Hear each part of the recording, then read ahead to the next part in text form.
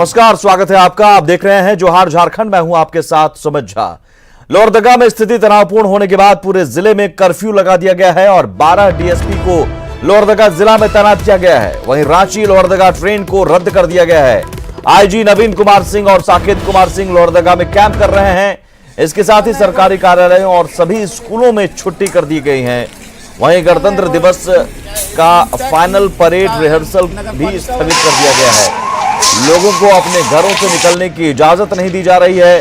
Curfew के पहले दिन सुरक्षा बलों को चौक चौराहे और रास्ते पर तैनात किया गया है और पुलिस प्रशासन पूरे हालात पर नजर रखे हुए है। जिले के विभिन्न स्थानों पर कई लोग फंसे हुए हैं, जिन्हें सुरक्षा के बीच उनके घरों तक पहुंचाने की दिशा में काम किया जा रहा है। साथ ही उपद्रवियों को चिन्हित करने की दिशा में भी प्रशासन काम कर रहा है। हालांकि पूरे मामले पर अभी प्रशासनिक पदाधिकारी कुछ भी कहने के लिए तैयार नहीं है। नगर पालिका वाला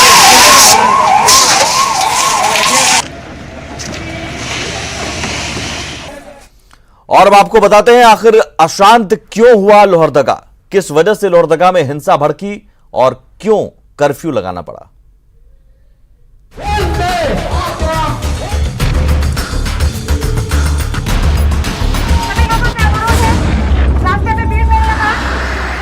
धू धू कर जलता ये ट्रक देखिए।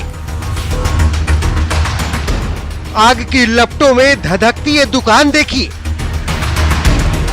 जली हुई दुकान से उठती धुएं की ये धुंध देखिए। चारों तरफ धुएं का ये गुब्बार देखिए। लहक चुकी दुकानों को बचाने के लिए पानी की बौछार देखिए। लपटों के आगे लाचार ये पुलिस देखिए।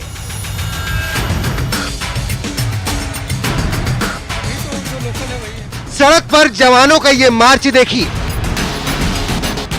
अब आपको अंदाजा लग गया होगा कि लोहरदगा की शांति के साथ किसी ने दगा किया है। पूरा माजरा हम आपको बताएंगे। उससे पहले ये तस्वीर देखिए। दरअसल नागरिकता कानून के समर्थन में लोहरदगा में एक शांतिपूर्ण जुलूस निकाला गया था। जुलूस में नागरिकता कानून के समर्थन की बात शांतिपूर्ण तरीके से कही जा रही थी। नागरिकता कानून के समर्थन में निकले जुलूस को ललित नारायण स्टेडियम से निकलकर अपर बाजार होते हुए समाहरणालय मैदान तक जाना था, लेकिन जैसे ही जुलूस अमला टोली तक पहुंचा, उपद्रवियों ने जुलूस पर पथराव कर दिया। बड़ा तालाब के आगे पत्थरबाजी शुरू कर दी गई। बताया जा रहा है कि मकान की छतों पर छुपकर बैठे लोगों ने पत्थरबाजी शुरू कर दी। पल भर में पूरा माहौल ही बदल गया। आसपास के मकान और दुकानों को आग के हवाले कर दिया गया। आसपास खड़ी गाड़ियों को फूंक दिया गया। तकरीबन 2 दर्जन से ज्यादा गाड़ियों को निशाना बनाया गया।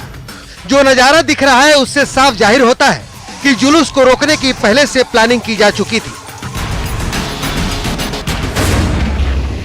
हैरानी की बात है कि यह सब कुछ होता रहा। उपद्रवी दुकानों को फूंकते रहे, गाड़ियों को आग के हवाले करते रहे। लोहरदगा दिन भर जलता रहा, लेकिन पुलिस नदारत रही। पुलिस पहुंची भी तो मूक दर्शक बनी रही। जब सब कुछ खाक हो गया तब लाव लश्कर के साथ डीआईजी एडी होमकर ने मोर्चा संभाला और हालात को काबू में किया। फिलहाल लोहरदगा में 144 धारा लागू कर दी गई है और सब कुछ शांति शांति है। न्यूज़ 18 के लिए लोहरदगा से गौतम लेनिन की रिपोर्ट। और फोन लाइन पर गौतम लेनिन हमारे संवाददाता जुड़े हुए हैं। गौतम, इस वक्त हालात क्या हैं? आज की सुबह लोहरदगा की कैसी है? जी सुमित, बता दो कि सुबह सुबह प्रशासन के द्वारा जिले में कर्फ्यू लगा दिया गया है। यह कर्फ्यू संपूर्ण जिला में लागू हो गया है। साथ ही विभिन्न जिलों से आए हुए सुरक्षा बलों को विभिन्न चिन्हित स्थानों पर भेजने का काम किया जा रहा है। साथ ही जो उपद्रवी थे, जिन्होंने कल माहौल को बिगाड़ने का प्रयास किया, उन्हें चिन्हित कर पुलिस प्रशासन उनके विरुद्ध कार्रवाई शुरू कर रही है। आईजी नवीन कुमार सिंह, साकेत कुमार सिंह और DIG AV Homkar, DC Akanksha Ranjan, SP Priyadarshi Yadav समेत कई पदाधिकारी, यहाँ तक कि दक्षिणी छोटानागपुर प्रमंडलीय जो आयुक्त हैं विनोद कुमार, उन्होंने भी लोहरदगा में कैंप कर रखा है ताकि यहाँ की जो स्थिति है उस पर काबू पाया जा सके। हालांकि अब शाम के बाद थोड़ी स्थिति बिगड़ने की सूचना मिली थी, लेकिन प्रशासन की तत्परता की वजह से उन जगहों पर काबू पाया गया। हालांकि देर रात कुछ इलाकों में थोड़ी बहुत अफरा तफरी का माहौल बना रहा, लेकिन सुबह सुबह तक स्थितियां सामान्य हो गई हैं। आज कर्फ्यू का पहला दिन है और पूरी स्थितियों पर नजर रखा जा रहा है। जैसे जैसे वक्त गुजरेगा प्रशासन स्थितियों को देखते हुए फिर कर्फ्यू में ढील देने का काम करेंगे। हालांकि जो परेड का फाइनल रिहर्सल था, जो सरकारी कार्यालय थे, जो विद्यालय थे, इन सभी को बंद कर दिया गया है और पूरी तरह से जो सुरक्षा बल है वो सड़कों पर आ गए हैं और किसी तरह की जो अप्रिय घटना जैसी गतिविधि है उन पर नजर रखी जा रही है। जी सुमित। और लेकिन कर्फ्यू की वजह से लोगों को जरूर दिक्कतें हो रही होंगी, कई लोग फंसे होंगे, उनके रेस्क्यू के लिए क्या कोशिशें हो रही हैं? कई लोग जहां तहां फंसे होंगे। जी, ये स्थिति है। कल जो लोग शहरी क्षेत्र से दूसरे स्थानों पर या तो विद्यालयों में पढ़ाने गए थे या फिर अपने करीबी लोगों से मिलने गए थे, वो तनावपूर्ण स्थिति और विवाद के बाद उन्हीं स्थानों पर फंस गए हैं। कई स्थान पे अभी भी सूचना मिल रही है कि कई स्कूलों में, ग्रामीण क्षेत्र के विद्यालयों में शिक्षक फंसे हुए हैं। ऐसे जहां से ऐसे सूचनाएं मिल रही हैं, प्रशासन अपनी सुरक्षा व्यवस्था में उन्हें उनके घरों तक पहुंचाने का काम कर रही है। हालांकि जो सुरक्षा बल है वो पूरी तरह से गंभीर है, इसलिए अब किसी भी तरह की अप्रिय घटना की संभावना से इनकार किया जा सकता है। बहुत शुक्रिया गौतम, आप नजर बनाए रखिए। तो फिलहाल हालात शांतिपूर्ण है, धारा 144 लगा दिया गया है और पूरे लोहरदगा को छावनी में तब्दील कर दिया गया है। लोहरदगा में कर्फ्यू लगाए जाने के कारण रांची लोहरदगा रूट पर ट्रेन परिचालन पर भी रोक लगी है। इससे लोहरदगा रूट पर जाने वाले यात्रियों को काफी परेशानी हो रही है।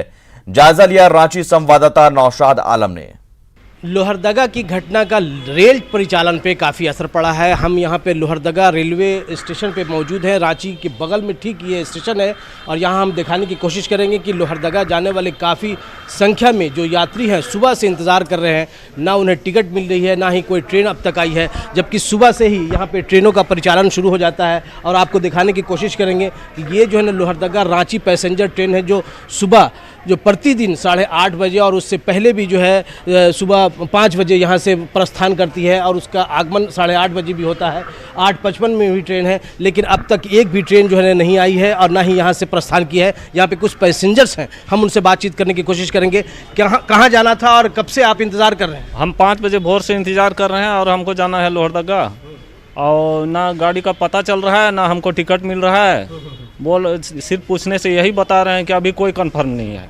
कितनी परेशानी हो रही है? ट्रेन जो है परिचालन नहीं हो रहा, कितनी परेशानी हो रही है? ये यहाँ तो हर आदमी की परेशानी है। और हमको भी जाना था नगजुआ, लेकिन अभी तक 7 बजे यहाँ पहुँचे, लेकिन अभी तक ना ट्रेन का पता है, ना टिकट मिल रहे हैं। काफ़ी तादाद में आप देख सकते हैं कि काफ़ी तादाद में लोग यहाँ पे पैसेंजर्स टिकट के लिए यहाँ पे कतारबद्ध हैं, लेकिन किन्हीं को क्या टिकट मिल रही है या नहीं, हम ये जानने की कोशिश करेंगे। क्यों टिकट नहीं मिल रही है? सर, अभी हम लोग कमर्शियल कंट्रोल से आया है कि अभी टिकट नहीं देने के लिए, लेकिन फिलहाल अभी फिर से एक बार फ़ोन आया है कि शायद संभावना है चलने की। हम लोग बस मैसेज का इंतज़ार कर रहे हैं, जैसे मैसेज आएगा वैसे हम लोग इन्फॉर्म कर देंगे। परिचालन कब से बंद है? परिचालन ऐसे कल तो नॉर्मल सब कर गए हैं, रात में ही हम लोग को खबर आई है कि वहाँ कर्फ्यू लगी है और इसके अलावा हम लोगों को कुछ मालूम नहीं है। तो मैसेज आने की मैं भी वेट कर रही हूँ, जैसे मैसेज आएगा वैसे हम लोग इन्फॉर्म कर देंगे। ऐसे संभावना है कि ट्रेन चलेगी। ऐसी संभावना है कि जल्द ही ट्रेन का परिचालन सामान्य हो जाएगा। कैमरामैन नलिन के साथ नौशाद आलम, न्यूज़ 18 रांची। पलामू के मेदिनीनगर के गांधी मैदान बाजार में देर रात आग लग गई। इस आगलगी में 10 दुकानें जलकर खाक हो गई।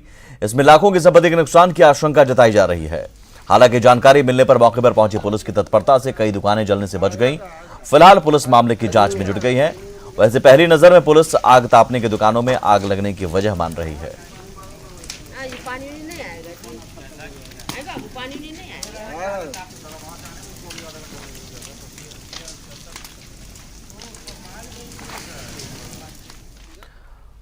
और बड़ी खबर गढ़वा से है, जहां सदर थाना के महुलिया में तालाब से एक मां बेटी का शव बरामद हुआ है। सूचना मिलने के बाद पहुंची पुलिस ने ग्रामीणों के सहयोग से शव को बाहर निकाला। महिला के पति पर हत्या का आरोप लगा है। फिलहाल पुलिस इस मामले की जांच कर रही है।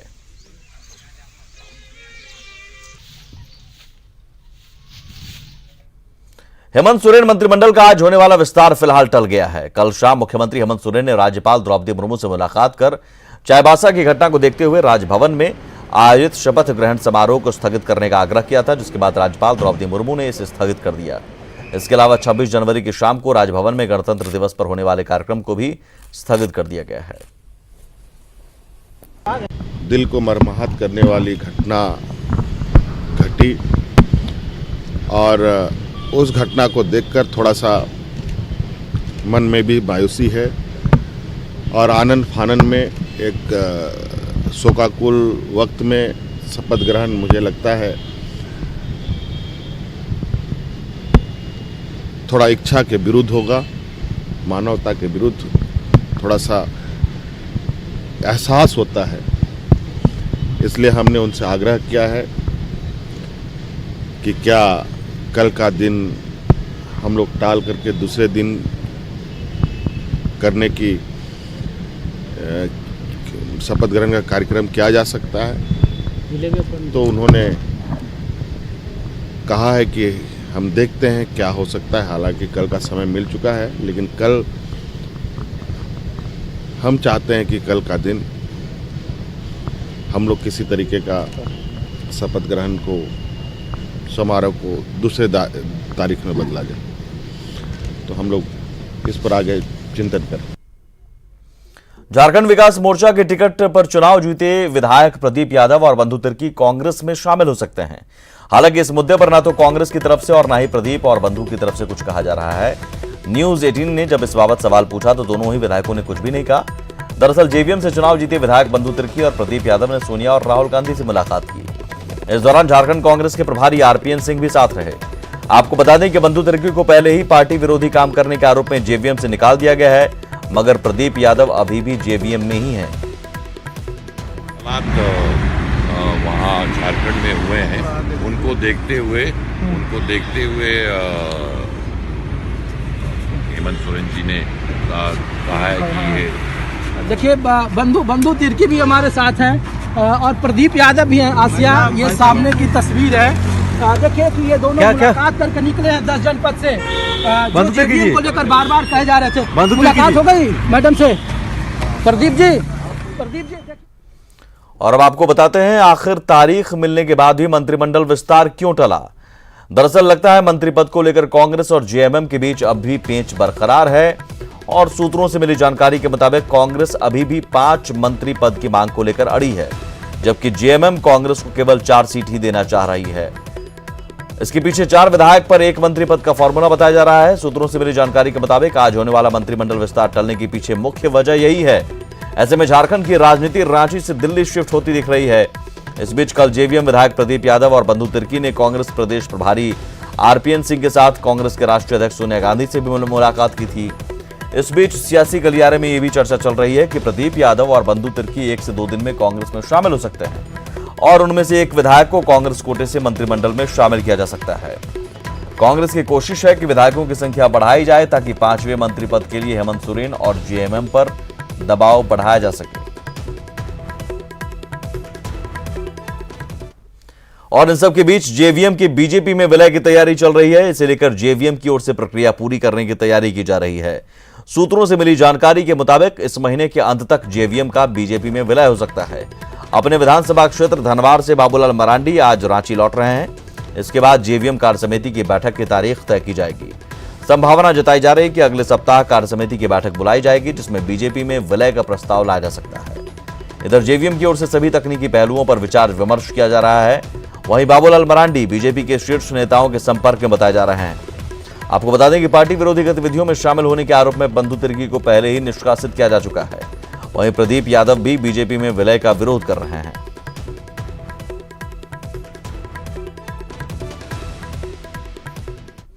मुख्यमंत्री हेमंत सोरेन ने चाईबासा में गुदड़ी प्रखंड के बुरुगुलीकेरा गांव का दौरा कर सामूहिक नरसंहार के पीड़ितों से मुलाकात की।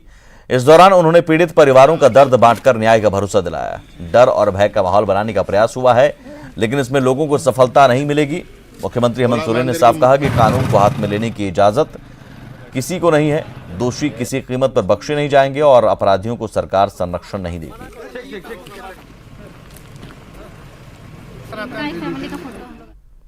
चाईबासा पहुंचे सीएम हेमंत सोरेन ने परिजनों को ढांढस बंधाते हुए सीएम भावुक हो गए और मीडिया से बातचीत करने के दौरान उनका गला भी भराया। उन्होंने इस घटना को बेहद तकलीफदेह बताया। अब ऐसा सुरक्षा हो जाएगा कि कभी कभी सुरक्षा बहुत अच्छा भी नहीं होता है,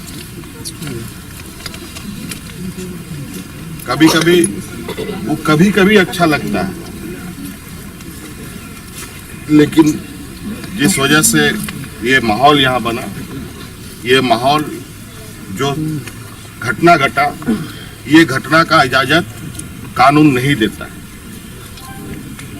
बेचारा जो मर गया सो मर गया, अब जो जेल और पुलिस का चक्कर काटेगा वो अलग कहानी। 7-8 लोग मर गया, 20-50 लोग अभी और मुसीबत झेलेगा। किसी को सुख नहीं है। सुखी तभी है जब हम लोग ठीक से रहेंगे। आज मुखिया बना, हम लोग का प्रधान है, हम लोग का मुंडा है, मन की व्यवस्था है, कितना सुंदर, लेकिन बहुत छोटा छोटा बच्चा सर। सुरक्षा तो आप तो हेमंत सोरेन सरकार के मंत्रिमंडल का विस्तार चाईबासा कांड की वजह से स्थगित किया गया, लेकिन मंत्रिमंडल में जगह पाने वाली संभावित मंत्रियों में एक महगामा से कांग्रेस विधायक दीपिका पांडे सिंह का भी नाम आ रहा है। गोड्डा के कार्यक्रम में पहुंची दीपिका पांडे सिंह ने कहा कि पार्टी और मुख्यमंत्री की ओर से जो भी जिम्मेदारी सौंपी जाएगी उन्हें स्वीकार है। इसके साथ ही उन्होंने चाईबासा कांड के दोषियों पर भी जल्द कार्रवाई का भरोसा दिलाया। मंत्रालय को लेकर के कोई भी होड़ जो है नहीं है। पहली बार विधायक बनी कांग्रेस पार्टी ने संगठन में, और साथ ही साथ चुनाव में टिकट दे करके हम कार्यकर्ताओं का बहुत मान सम्मान बढ़ाया है। आगे हम लोगों की क्या भूमिका होगी वो समय समय पर पार्टी तय करती रही है। पार्टी का जैसा निर्देश होगा उसके लिए हम लोग तैयार हैं। ये जो हत्या हुई है किसी नाम पर भी किया गया है अगर, तो ये बिल्कुल बहुत गलत है और इसमें दोषियों को बख्शा नहीं जाएगा। इसके बारे में सरकार कटिबद्ध है और दोषियों को जल्द सजा पाएगी। खबरों का सिलसिला लगातार जारी है। आगे दिखाएंगे आपको जमशेदपुर में वेंडर जोन का इंतजार। बने रहिए हमारे साथ।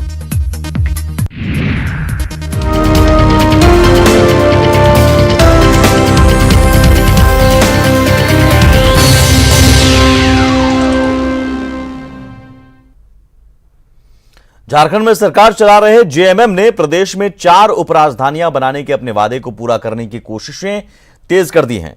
एक रिपोर्ट के मुताबिक झारखंड देश का ऐसा पहला राज्य होगा जिसकी 1 राजधानी और 4 उपराजधानियां होंगी। इस वक्त झारखंड में राजधानी रांची के अलावा दुमका में उपराजधानी है। इसके अलावा मेदिनीनगर, चाईबासा और गिरिडीह को भी उपराजधानी बनाने का प्रस्ताव तैयार कर लिया गया है और दलील दी गई है कि इस फैसले के बाद प्रदेश में तेजी से हर इलाके में विकास करने में मदद मिलेगी। इसे स्वीकृति प्रदान करने के लिए मुख्यमंत्री के पास भेजा गया है। मंजूरी मिलते ही कैबिनेट की स्वीकृति के लिए प्रस्ताव भेजा जाएगा। तो झारखंड में 5 प्रमंडलों में एक राजधानी के पीछे मकसद है कि राज्य में सभी प्रमंडलों का समान रूप से विकास हो सके। झारखंड निर्माण के समय दक्षिणी छोटा नागपुर में रांची को झारखंड की राजधानी बनाई गई थी और संथाल परगना में दुमका को उपराजधानी। संथाल परगना के ज्यादातर क्षेत्र पिछड़े थे, इसे ध्यान में रखते हुए दुमका को उपराजधानी का दर्जा दिया गया था। इसके बाद भी पलामू, कोल्हान और उत्तरी छोटा नागपुर से अछूते थे। जेएमएम ने इन तीनों प्रमंडलों में भी सुविधाएं बढ़ाने की सहूलियत के लिए एक जिले को उपराजधानी बनाने की घोषणा की थी और इसी के तहत पलामू के मेदिनीनगर, उत्तरी छोटा नागपुर के गिरिडीह और कोल्हान के चाईबासा को उपराजधानी बनाने का प्रस्ताव दिया गया है। हर प्रमंडल में एक उपराजधानी होने से शहरी और ग्रामीण सुविधाओं में वृद्धि होगी। राजभवन, मुख्यमंत्री आवास, हाईकोर्ट की बेंच और शाखा सचिवालय खुलने से आम लोगों को कई प्रकार की सहूलियतें मिलने लगेगी। उन्हें रांची आने जाने की परेशानी से निजात मिलेगी। उपराजधानी बन जाने से संवैधानिक संस्थाओं के कार्यालय और मुख्यालय भी बनेंगे। हालांकि इसके पीछे कई चुनौतियां भी हैं। राज्य के पहले मुख्यमंत्री बाबूलाल मरांडी के कार्यकाल में दुमका को उपराजधानी बनाया गया था। 18 साल बाद भी यहां की स्थिति ऐसी है कि अब तक सीएम आवास नहीं बन सका है। झारखंड हाईकोर्ट की बेंच भी नहीं खुल सकी है। शाखा सचिवालय भी नहीं खुल सकी है। आगे बढ़ते हैं। जमशेदपुर साकची के जुबली पार्क के गेट के पास बन रहे वेंडर जोन का काम सरकारी दांव पेंच की वजह से रुक गया है। इससे सड़क किनारे दुकान लगाने वाले 100 से अधिक दुकानदार मायूस हैं।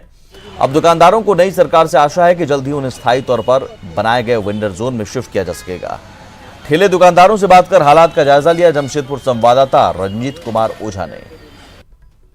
में यह जो जगह है वह वेंडर जोन के रूप में इसका निर्माण होने का था, मगर यहाँ वेंडिंग जोन किसी कारणवश नहीं बन पाया। और यह भी बताएंगे कि ये जुगली पार्क के सामने का इलाका है और यहाँ आप देख सकते हैं कि सड़क किनारे जितने भी ठेला खुमचे की दुकानें हैं उन दुकानों को इस वेंडिंग जोन में शिफ्ट करना था, जिससे कि सड़क भी चौड़ीकरण हो सके और जो जाम की स्थिति बनती है वो नहीं हो सके।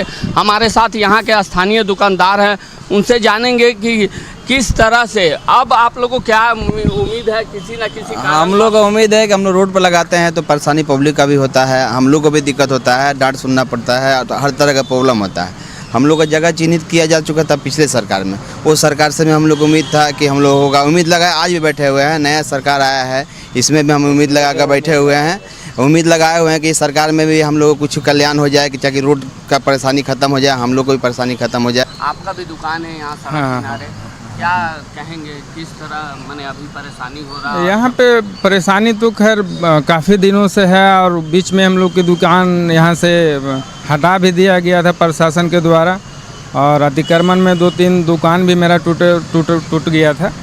तो फिर लगाना चालू किया, क्या करे, पापी पेट के सवाल है, अब तो पेट पालना ही पड़ेगा, परिवार बाल बच्चा का स्कूल फीस ट्यूशन फीस कहाँ से दे। बिल्कुल सही कहा आपने कि सरकार से कुछ ना कुछ उम्मीद है, क्या कहेंगे? जी सर, उम्मीद यही है कि हमको जो आस लगा के बैठे हैं, जो जगह चिन्हित किया गया है वो जगह के ही आशा में है कि आज नहीं तो कल जल्दी से हो जाए, अपना जगह पे हम सुरक्षित रहे। तो सरकार अब कब तक इस वेंडिंग जोन पर इसको विस्तारीकरण का काम कर पाता है, ये तो आने वाला समय ही बताएगा। न्यूज़ 18 के लिए जमशेदपुर से रंजीत कुमार ओझा। गणतंत्र दिवस के मौके पर राजधानी रांची के मोरहाबादी मैदान में राज्यपाल द्रौपदी मुर्मू झंडोत्तोलन करेंगी, जिसे लेकर तैयारियां अपने अंतिम चरण में। एक तरफ जहां 16 प्लाटून 26 जनवरी को परेड की तैयारी को अंतिम रूप दे रही है, तो वहीं दूसरी तरफ आम जनता भी परेड देखने को लेकर बेहद उत्साहित है।